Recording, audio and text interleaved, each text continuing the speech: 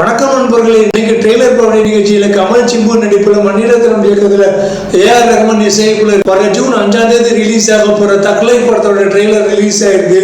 வாங்க ட்ரெய்லர் எப்படி இருக்கு, கதை எப்படி இருக்கும், படத்தோட வெற்றி வாய்ப்புகள் எத்தனை சதவீதம்னு ப்ரெடிக்ட் பண்ணி பார்க்கலாம். வாங்க. அதுக்கு முன்னால் நம்ம யூடியூப் சேனல் சப்ஸ்கிரைப் பண்ணிடுங்க, பக்கத்தில் பெல் ஐக்கனை கிளிக் பண்ணிடுங்க, உங்க நண்பர்களுக்கு சஜஸ்ட் பண்ணி ஷேர் பண்ணுங்க. இப்போ வாங்க ட்ரெய்லர் எப்படி இருக்குன்னு பார்ப்போம். ட்ரெய்லர் ஸ்டார்ட் ஆகும்போது பாலைவனம், காஷ்மீர், மும்பைன்னு காமிக்கிறாங்க. ஸோ அந்த வட்டாரத்தை சேர்ந்த ஒரு கேங் வார் தான் தக் லைஃப்.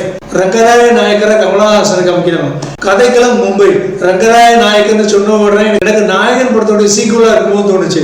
ஆனா அதுல வேலு நாயக்கர் அவருடைய பையன் இறந்து போறதுனால அதனுடைய சீக்குவலா இருக்க வாய்ப்பே இல்லை.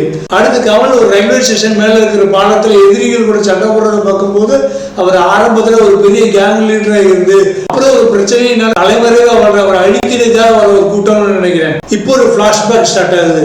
ஒரு சின்ன பையனை காமிச்சு நீதான் என் உயிரை காப்பாத்தினாவே, நம்ம 2 பேரையும் விதி ஒண்ணு சேர்த்திருக்குன்னு கமல் சொல்றாரு. அப்படியே நாயகன் கமலஹாசனையும் சின்ன வயசு சிம்புவையும் காமிக்கிறாங்க. இனிமே நீயும் நானும் ஒண்ணு, காந்தி பிறந்த பொண்ணு டீ கடைன்னு சாரி சின்ன வயசு வேலு நாயக்கர் மறுபடியும் சாரி ரங்கராய நாயக்கர் சின்ன வயசு சிம்புட்ட பேசுற அந்த ஏஐ டெக்னாலஜியில உருவாக்கப்பட்ட காட்சி செம கூஸ்பம்பிங்கா இருந்தது. இப்ப கமலும் சிம்பு அப்பா மகன்றது ஓரளவுக்கு கன்ஃபார்ம் ஆயிடுச்சு. ஒருவேளை சிம்பு கமலோட உயிரை காப்பாத்துறதுனால அனாதையான சிம்புவை கமல் தத்தெடுத்து வளர்க்கலாம். தன்னுடைய தொழில் நேர்த்தி எல்லாத்தையும் சொல்லி கொடுத்து அந்த கோல்டன் ஃபிஷை கொண்டு வர சொல்லலாம். சாரி ரெட்ரோ படத்துக்கு போயிட்டேன். தன்னுடைய தொழில் நேர்த்தி எல்லாத்தையும் சொல்லி கொடுத்து தன்னுடைய வாரிசாக்கி தான் 8 அடி பாய்ச்சா பையன் 16 அடி இல்ல 18 அடி பாயான்னு ரங்கராய நாயக்கர் கமல் ஆசைப்படுறாரு. இந்த அப்பா மகன் பாண்டிங் நல்ல விதமா ஒர்க் அவுட் ஆக நல்லா வாய்ப்பு இருக்கு. உள்ள இருந்து நான் பாத்துக்கிறேன், வெளியில அமர் பாத்துக்கிடுவா சொல்லும் போது நாயகர் அமர தன்னுடைய வாரிசா அறிவிக்க முடிவு பண்ணிட்டாருன்னு அர்த்தம். அவருக்கு எடுபடியா வர நாசர் கமல் தனது வாரிசா அமர்னு அறிவிச்சதுமே பொறாமப்படுறாரு. அதனால தான் அமரன் மட்டும்தான் எல்லாத்தையும் பாத்துக்கிடுவானா, அப்புறம் நான் என்ன இதுக்காக இருக்கேன்னு நாசர் இனிமே கழகத்தை தூண்டி அப்பா மகன் 2 பேரையும் பிடிக்க வாய்ப்பு இருக்கு. ஜோஜு ஜார்ஜுக்கு துணவாக வாய்ப்பு இருக்கு. வாரிசா அறிவிக்கப்பட்ட சிம்பு சந்தோஷத்துல ஹோலி கொண்டாடிக்கிட்டு இருக்காரு. அப்ப நாசர் ஆட்கள் யாரும் அடிச்சு கொண்டு தண்ணியில தூக்கி வீசுறத காமிக்கிறாங்க. ஒருவேளை இறந்தது தொழில் போட்டி வாரிசு போட்டிக்கு போவதனால நாசரால கொல்லப்பட்ட கமலோட கேங்ல உள்ள ஒரு முக்கியமான ஆளா இருக்கலாம். லாஸ்ட் பேக்ல கமலும் அபிராமியும் முந்தி கணவன் மனைவியா இருந்திருக்க வாய்ப்பு இருக்கு. கமல் படங்களால 2 விஷயங்கள் கண்டிப்பா இருக்கும். ஒண்ணு முத்தம், ஒண்ணு நாசர். அது இந்த படத்துல கண்டிப்பா இடம்பெற்று இருக்கு. கமல் முந்தி இந்த மாதிரி ஒரு கேங் வாரில் ஈடுபட்டு இருக்கும் போது தொழில் போட்டி காரணமா எதிரியா இருக்காங்க தூண்டப்பட்டு அபிராமியை கொண்டுட்டு அப்படியே கமலஹாசனை கொண்டிருக்க காரில் ஆள் அனுப்பியிருக்கலாம். இதெல்லாம் எனக்கு பார்க்கும்போது நாயகன் படம் தான் ஞாபகத்துக்கு வருது. அடுத்த த்ரிஷா மாமியை காமிக்கிறாங்க. அவங்களுக்கு கமல் இப்ப நிகழ்காலத்துல உள்ள கணவன் மனைவியா இருக்க வாய்ப்பு இருக்கு. அதனால தான் கமல் த்ரிஷா வெட்டி பிடிச்சுக்கிட்டு அயமி ஒரு ஆடாம்னு சொல்றாரு. அடுத்த ஐஸ்வர்யா லட்சுமி அசோக் சேனல்ல காமிக்கிறாங்க. அசோக் சேனல் கமல் குரூப்பை எதிரி குரூப்பை வேட்டையாட வர விஜய் சேதுபதி சாரி போலீஸா வர வாய்ப்பு இருக்கு.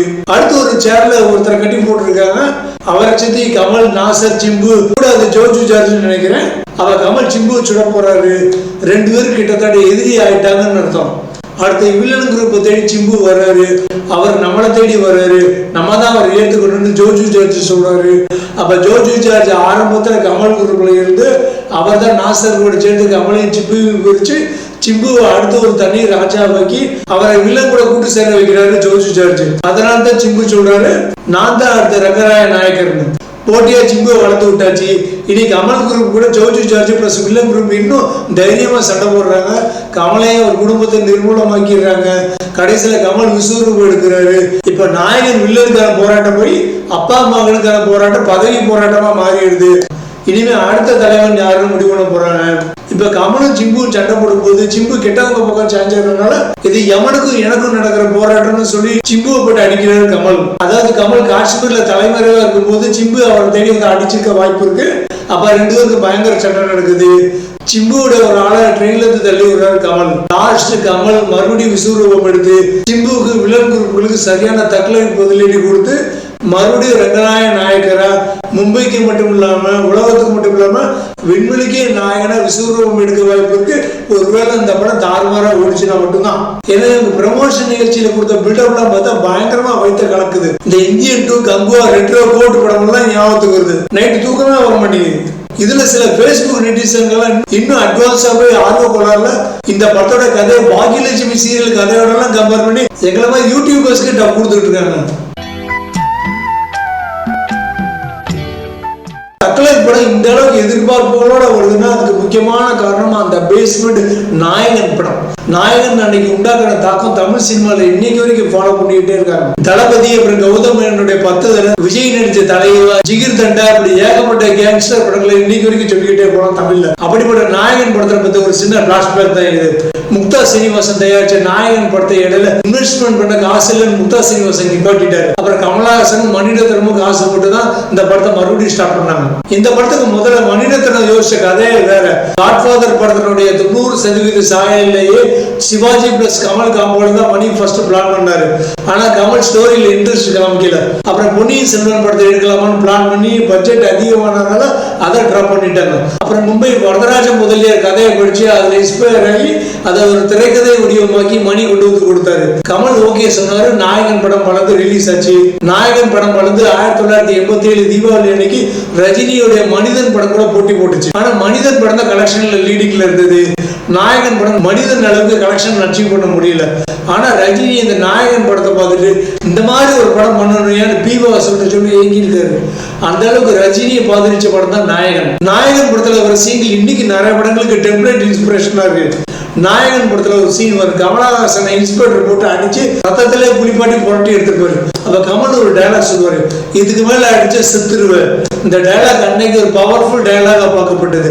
அது மட்டும் இல்லாம கமல் பிளஸ் சரண்யா சம்பந்தப்பட்ட அந்த விபச்சார விடுதி காட்சிகள், மும்பை தாராவி செட்டு, அந்திமணி மேகம் பாட்டு, நீ ஒரு காதல் சங்கீதம் பட்ட PC ஸ்ரீராம் ஷூட் பண்ண விதம், இளையராஜோட பிஜிஎம் ஸ்கோரிங், இளையராஜோட மியூசிக்ல வந்த தென்பாண்டி சிமையிலை பாட்டு, நீ ஒரு காதல் சங்கீதம் பாட்டு எல்லாமே இப்போ நம்ம மனசுல நங்கூரமிட்டு இருக்கிற படம் தான் நாயகன். கமல் அப்படியே வேலு நாயக்கரே வாழ்ந்திருப்பாரு. மணிரத்னத்துக்கு மட்டும் இல்லாம கமலஹாசனுக்கு இந்த படம் ஒரு எவர் கிரீன் பெஞ்ச் மார்க் படமா இருந்தது. பிகாஸ் கமலஹாசனுடைய சினிமா கேரியர் பாத்தீங்கன்னா நாயகனுக்கு முன் நாயகனுக்கு பின்னு நாயகன் படத்தை தான் மீட்டரா வச்சு நம்மளால பிரிக்க முடியுது. நாயகன் படத்துக்கு முன்னால கமல் சலங்கை ஒளி, சிப்பிக்கல் முத்து, கடல் மீன்கள், புன்னகை மன்னன் மாதிரி கம்மியான படங்கள்ல தான் கெட்டப் மாத்தி நடிச்சிருந்தாலும் மீது 90% படங்கள் கமர்ஷியல் படங்களா தான் பண்ணிட்டு இருந்தாரு. அப்படிப்பட்ட கமலஹாசன் நாயகன் படத்துல இருந்து டோட்டலா வேற மாதிரி மாத்தி இப்பவும் நம்ம தமிழ்ல எக்ஸைட்மெண்டோட பாக்குற தமிழ் படங்கள்னாலே அதுல அதிகம் வருது கமலஹாசன் படங்களா தான் இருக்கு. அந்த அளவுக்கு தன்னை மாத்திக்கிறதுக்கு கமலஹாசனுக்கு ஒரு மோட்டிவேஷன் கொடுத்த படம் தான் நாயகன். இதற்காக கமலஹாசனையும் பாராட்டணும். கமலஹாசனுக்கு என்னதான் அனந்தூர் ஒரு பர்சனல் மோட்டிவேட்டர் இருந்தாலும் இந்த அளவுக்கு கமலஹாசனை அப்டேட் பண்ண மணிரத்னத்தை நம்ம கண்டிப்பா பாராட்டிடணும். ஏன்னா அந்த வேலு நாயக்கர் மட்டும் இல்லாம போயிருந்தா, வராம போயிருந்தா நம்மளால அப்பு கமல், மேயர் கமல், இந்திய தாத்தா, அபய் சண்முகி, அம்பே சிவம் படத்துல வர சிவம், தசாவதார படத்துல வர பல்ராம் நாயுடு, சிங்கு, கிருஷ்ணவேணி பாட்டி, விட்சன் பூவராகன் மாதிரி அற்புதமான கதாபாத்திரங்களை நம்மளால இன்னைக்கு வரைக்கும் பார்த்துக்கவே முடியாது. இதுக்கு எல்லாம் விதை போட்டவர் அந்த வேலு நாயக்கர் தான். நெக்ஸ்ட் மணிரத்னம் ஒரு புதுமையான ஐடியா கொண்டு வந்திருப்பார் இந்த படத்துல. அதாவது அப்போ 80ல வந்த படங்கள்ல நாயகன் தான் தன்னுடைய அப்பா அம்மாவை கொண்ட வில்லன்கள் கூட்டத்தை பழி வாங்குவாரு. ஆனா இதுல நேர்மாறா கிளைமாக்ஸ்ல தன்னுடைய அப்பாவை கொண்ட நாயகன் கமலஹாசனை வில்லனுடைய பையன் டினு ஆனந்த் கொள்வாரு. அன்னைக்கு காலகட்டத்தில் பார்க்கும்போது ரொம்ப வித்தியாசமா இருந்தது. அதே மாதிரி அந்திமணி மேகம் பாட்டை ஷூட் பண்ண விதமும் அவ்வளவு அருமையா இருந்தது. அதான் நீங்க நல்லவரா கெட்டவரன்னு அந்த சின்ன பையன் கேட்கிற டயலாக், செகண்ட் ஹாஃப்ல கமல் வரும்போதெல்லாம் ஒரு அந்த தென்பாண்டி சிமையிலே பாட்டுக்கான மியூசிக் எல்லாமே இன்னைக்கு வரைக்கும் பார்க்க திகட்டாத படங்கள், காட்சிகள். அதுலயும் குறிப்பா கமல் ஜனகராஜ் கூட சேர்ந்து ஒரு ஸ்மக்லிங் டாஸ்க் சக்சஸ்ஃபுல்லா முடிப்பாங்க. அந்த சீன் சூப்பரா இருக்கும். அதுக்கு அடுத்து ஒரு அந்த நிலாது வானத்து மேலே பாடல் காட்சியும் சூப்பரா இருக்கும். அப்புறம் கமல் தன்னுடைய சேரி மக்களோட கையில கம்போட வந்து சேட்டுக்கு குடியிருக்கிற வீட்டை காலி பண்றேன்னு என்ன தெரியலையா, வா காம்போ சொல்லி அவரை வீட்டை அடிச்சு நொடுக்கிற காட்சி, இடைவெளிக்கு அப்புறம் வர்ற அந்த பழிவாங்கல் காட்சிகள் எல்லாத்துலயுமே இந்த கமலஹாசன் மணிரத்னம் காம்போ தமிழ் சினிமாவை அடுத்த ஒரு கட்டத்துக்கு கொண்டு போயிருப்பாங்க. அதுலயும் கமல் தன்னுடைய மகன் இறந்தவொடனே அழுகிற அந்த காட்சி அந்த காலகட்டத்தில் நிறைய பேரால் கிண்டடிக்கப்பட்டாலும் அவ்வளவு அருமையான ஒரு காட்சி இது. கமலுடைய அந்த அழுகை மொமெண்ட் இன்னைக்கு வரைக்கும் நிறைய மிமிக்ரி ப்ரோக்ராம்ல இமிட்டேட் செய்யப்படுற காட்சியா இருக்கு. இப்படி ஏகப்பட்ட காட்சிகள் இந்த நாயகன் படத்துல சொல்லிக்கிட்டே போலாம். அந்த அளவுக்கு நிறைய வெயிட்டான ஃபுட்டேஜ்கள் இப்ப 39 வருஷத்துக்கு அப்புறம் மறுபடியும் ஒன்னா சேர்ந்து இருக்கிற இந்த கமல் மணி காம்போல இருக்குன்னு தயவு செய்து வேற வழி இல்லாம நம்புவோம். படம் வரும்போது எப்படி இருக்குன்னு நம்ம பார்ப்போம். மற்றபடி இந்த படம் வெற்றி வரவும் வாழ்த்துவோம். இந்த படம் சிம்புக்கு ஒரு முக்கியமான லைஃப் கொடுக்க போகுது. ஏன்னா சிம்பு மாநாடு படத்துக்கு அப்புறம் ரொம்ப திணறிட்டு இருக்காரு. ஏற்கனவே பொன்னியின் செல்வன் படத்துல சிம்பு கமிட் பண்ணும்போது சிம்பு இருந்த அந்த படத்துல நாங்க வரமாட்டோம் நிறைய பேர் சொல்லிட்டாங்க. அந்த அளவுக்கு சிம்பு எல்லாரும் ஒதுக்கி வச்சிருந்தாங்க. அதே மாதிரிதான் இந்த தக்லைஃப் படத்துல சிம்புக்கு ஏகப்பட்ட பிரச்சனைகள். சிம்பு இருந்தா அந்த படத்துல நான் வரமாட்டேன்னு ரவி மோகன் ஒதுக்கிட்டாரு. அப்புறம் கமிட் ஆன துல்கர் சல்மான், டொவினோ தாமஸ் எல்லாருமே இந்த ப்ராஜெக்ட்ல இருந்து ஒதுக்கிட்டாங்க. அப்படியே சிம்பு வச்சு தைரியமா அந்த படத்தை பண்ணிருக்காங்க. ஸோ சிம்புக்கு அந்த படம் ஒரு நல்ல படமா இருக்கும்னு நம்ம வாழ்த்துவோம்.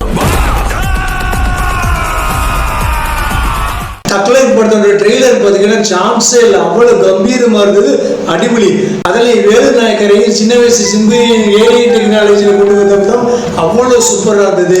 பட் நான் சொல்றேன், தப்பா நினைக்காதீங்க, நான் நடுநிலைமையா சொல்றேன். எனக்கு அந்த ட்ரெய்லர் பார்க்கும்போது பில்டிங் ஸ்ட்ராங் பேஸ்மெண்ட் வீக்குங்கிற மாதிரி நம்ம கமல் மணிரத்னம் காம்பவுண்ட் சொல்ற உடனே நாயகன் அளவுக்கு எதிர்பார்த்தோம். பிகாஸ் இந்திய சினிமாக்கள் தலை சிறந்த டாப் 10 பெஸ்ட் ஸ்கிரீன் பிளே எழுதப்பட்ட படங்கள்ல 1987 வந்த கல்ட் கிளாசிக் படமான நாயகனுக்கு கண்டிப்பா ஒரு இடம் உண்டு. ஆஸ்கார் கனப்ப ட்ரை பண்ணாங்க, ஆனா காட்ஃபாதர் படத்தோட இன்ஸ்பிரேஷன் இருந்ததுனால போய் அசிங்கப்பட வேணாம்னு விட்டுட்டாங்க. ஆனாலும் அந்த காலத்துல வந்து கமலோடைய கமர்ஷியல் படங்களுக்கு நடுவில் நாயகன் படத்தோட காட்சிகள் கமலஹாசன் ரொம்ப வித்தியாசமா மீசே இல்லாம வேலு நாயக்கர்னு ஒரு கேங் லீடரை பார்க்கும்போது ரொம்ப வித்தியாசமா இருந்தது. மும்பை வட்டார கதையில ஒரு தமிழ் சினிமாவை பார்க்கும்போது டோட்டல் டிஃபரெண்டா இருந்தது. இது கமல் படம் தானா, உண்மைக்கு இது தமிழ் படம் தானான்னு அவ்வளவு சந்தேகம் வந்தது. அன்னைக்கு அந்த அளவுக்கு பிரமாதப்படுத்தி இருந்தாங்க. ஆனா அந்த தக்லைஃப் ட்ரெய்லர் பார்க்கும்போது கொஞ்சம் ஏமாற்றம் தான் கிடைச்சது. கிட்டத்தட்ட நாயகனை பார்த்து செலாகிச்சு நம்மளுடைய யானை பசிக்கு சோழப்பொறி போடுற மாதிரி தான் அந்த ட்ரெய்லர்ல ஏகப்பட்ட கிளிப்புகள், நாயகன், செக்கச்சவந்த படம், தளபதி, விஜய் நடிச்ச தலைவா, இப்படி ஏகப்பட்ட படங்களை ஞாபகப்படுத்துது. ஏன் தலைவா மூவி சொல்றேன்னா, அந்த படத்துல சத்யராஜ் தன்னுடைய பையன் விஜய கேங்குடைய வாரிசாக நினைப்பாரு. ஆனா சத்யராஜோட வலது கையான பொன்மன்னன் கேங்குக்கு எதிரியா மாறுவார் அந்த முடிவுனால. அதனால்தான் எனக்கு இந்த ட்ரெய்லர்ல நாசரை பார்க்கும்போது தலைவா படம் ஞாபகத்துக்கு வந்தது. அது மட்டும் இல்லாம அப்பா மகன் வார் சம்பந்தப்பட்ட கோட்டு, மகான், வாட்டர் வெற்றிவேல், தங்க பதக்கம், இந்தியன் ஜெயிலர், இந்த படங்களையும் ஞாபகப்படுத்துச்சு. நான் கமல் மணிரத்னம் காம்போன்னு சொன்ன உடனே அன்னைக்கு எப்படி நாயகன் தமிழ் சினிமாவுக்கு கம்ப்ளீட்டா புதுசா ஒரு ஃப்ரெஷ்ஷா ஒரு படம் கொடுத்தாங்களோ, அதே மாதிரி தக்லைஃப்னு பேர் கேட்டவுடனே சரி டோட்டலா ஒரு டிஃபரெண்டா இருக்க போதுன்னு பார்த்தா மேக்கிங் நல்லா இருந்தாலும் இதுவும் பழைய கஞ்சி புது பானதானம்னு நினைக்க தோணுது. ஏஆர் ரஹ்மானுடைய பேக்ரவுண்ட் ஸ்கோரிங் சூப்பரா இருந்தது. கமல் எழுதின அந்த மேரேஜ் சாங் ஒரு பெரிய ஹிட் அடிக்க போகுது. இல்ல ஏற்கனவே பயங்கர ஹிட் ஆயிடுச்சு. இவன் இன்னும் கொஞ்சம் வேற மாதிரி யோசிச்சு முற்றிலும் வேற ஒரு பிளாட்ஃபார்ம்ல அந்த கதையை பண்ணிட்டு இருக்கலாம்னு தோணுது. ஏன்னா இப்பதான் ரெட்ரோ, வீர தீர சூரன், குட் பேட் அக்லின்னு ஒரே கேங்ஸ்டர் படமா பார்த்து அடிபட்டு மிதிப்பட்டு உதப்பட்டு உடம்பு ஃபுல்லா ரத்தத்தோட வலியோட உட்காந்துக்கிட்டு இருக்கோம். அப்பதான் கொஞ்சம் சந்தோஷப்படுத்துற மாதிரி டூரிஸ்ட் ஃபேமிலின்னு ஒரு படம் வந்தது. இப்ப இந்த தக்லைஃப் ட்ரெய்லர் பார்த்தோன்னே மறுபடியும் கேங்ஸ்டர் படமானு அலற தோணுது. லைட்டா கொஞ்சம் பயமா தான் இருக்கு. கமலஹாசனுடைய நடிப்பை தாண்டி இந்த படத்தை கண்டிப்பா காப்பாற்ற போறது மணிரத்னத்தோடைய மேக்கிங், ஏஆர் ரஹ்மானோட மியூசிக்குமா தான் இருக்கும். மொத்தத்தில் இது மணிரத்னத்துடைய புது மேக்கிங் ஸ்டைல் படமா இல்லாம மணிரத்னம் தன்னுடைய லைப்ரரியில இருந்து எடுத்த நாயகன், தளபதி, செக்கச்சவந்த புத்தகத்தினுடைய புத்தகத்தை ஜெராக்ஸ் காப்பியே இருக்கும்போது தான் நினைக்க தோணுது. அடுத்த படத்தினுடைய வெற்றி வாய்ப்புகள் எவ்வளவு சதவீதம் இருக்குன்னு பாத்தீங்கன்னா, படத்துல வன்முறை காட்சிகள் ரொம்ப அதிகமா இருந்தா ஃபேமிலி ஆடியன்ஸ் குறைய வாய்ப்பு இருக்கு.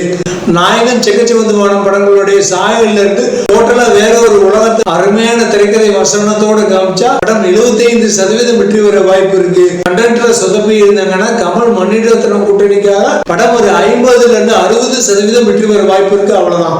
ஓகே நண்பர்களே, இந்த ட்ரெய்லர் பார்க்க முடிஞ்சது. உங்களுக்கு பிடிச்சிருக்கும் நம்புறேன். பிடிச்சிருந்தா லைக் பண்ணுங்க, உங்க கருத்துக்களை கமெண்ட் பாக்ஸ்ல எழுதுங்க. நம்ம யூடியூப் சேனல் சப்ஸ்கிரைப் பண்ணுங்க, பக்கத்துல பெல் ஐக்கனை கிளிக் பண்ணுங்க, உங்க நண்பர்களுக்கு சஜஸ்ட் பண்ண ஷேர் பண்ணுங்க. மீண்டும் இதே மாதிரி ஒரு ட்ரெய்லர் பார்வையில் உங்களை சந்திக்கும் வரை உங்களிடமிருந்து விடைபெறுவது உங்கள் இஸ்லாம்.